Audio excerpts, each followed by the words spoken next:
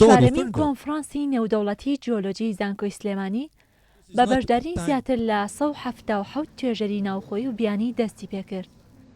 لە کۆنفرانسەکەدا 62 توێژینەوەی زانستی دەربارەی بەرد و نەوت و ئاو و ژینگە و سامانە سروشتیەکان و کارەساتە سروشتیەکانی تایبەتمەند بە زانستی زەویناسی خرایە ڕوو.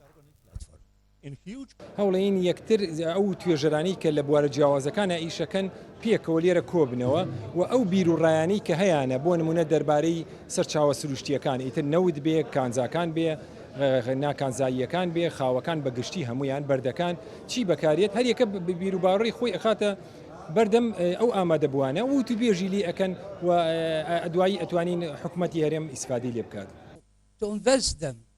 توێژەران لە وڵاتانی جیهانیەوە هاتبوونا سلێمانی و توێژینەوەکانی خۆیان لەسەر بواری زەویناسی کە لە سەرناوچەکانی کوردستان ئەنجامیاندا بوو لە کۆنفرانسەکەدا خستیانە ڕوو.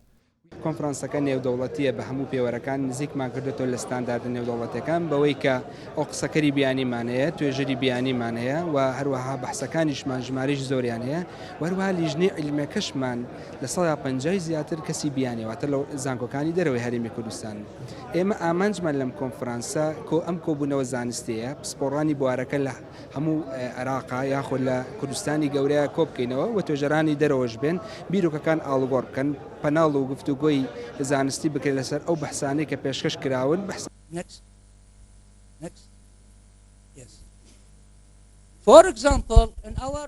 ناوچەکانی کوردستان دەوڵەمەندە بە سامانە سروشتیەکان و دەتوانرێت لە پیشەسازیدا سوودی لێ ببینرێت.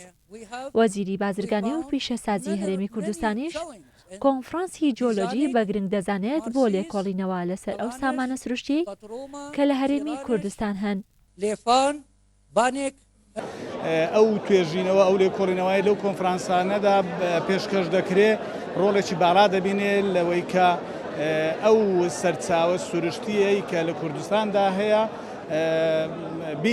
بیناسێنن و جەدوای اقتصادی ئەو کەمیەیەکە هەیە دیاری بکەن بۆ ئەوەی بتوانین ئەو سەرچاوە سروشتیانەی خۆمان بەکاربێنین چونکە ئەوەی ئێمە لێی دەزانین ئەو ئەوەندە معلوماتی هەمانە کە دەزانین کانزایەکی یەکجار زۆر لە کوردستاندا هەیە.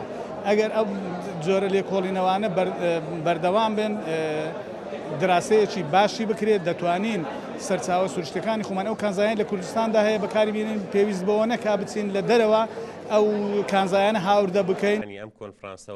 کۆنفرانسەکە لەلایەن کۆمەڵی جیۆلۆجی کوردستان و بەشی جیۆلۆجی زانکۆی سلێمانی دەستی پێکرد.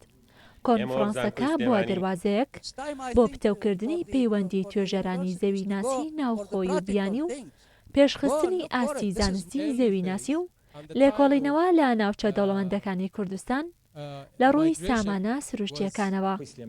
ڕێزان محەممەد، کورسات نیوز، سلێمانی. کە بە ئامادەبوانی ئەوە دیارەکە زۆر باش.